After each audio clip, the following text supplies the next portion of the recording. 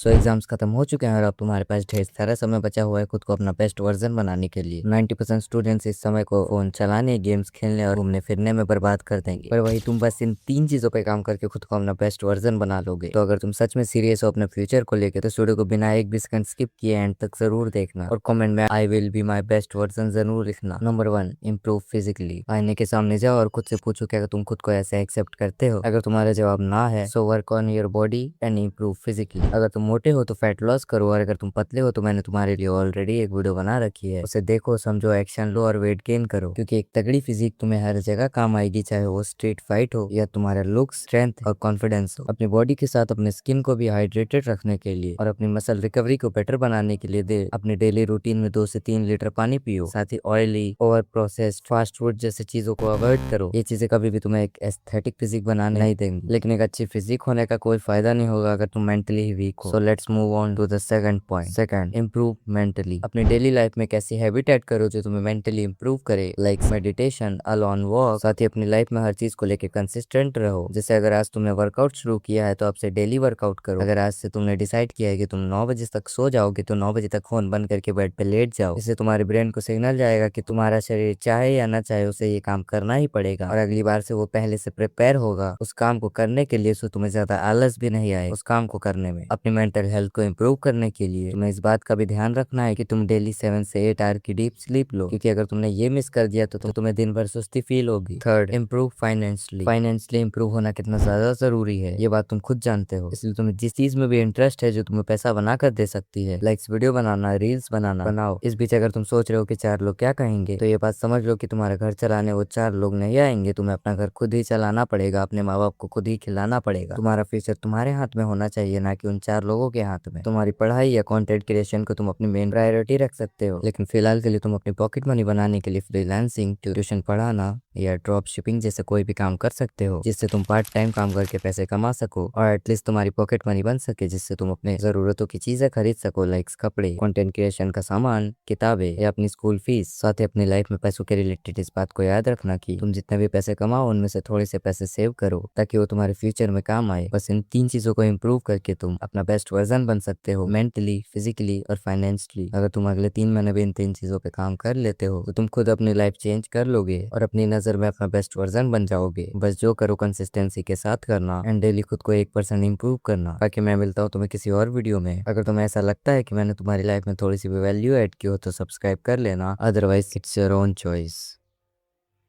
टिंग टंग टुडंग टुडुंग।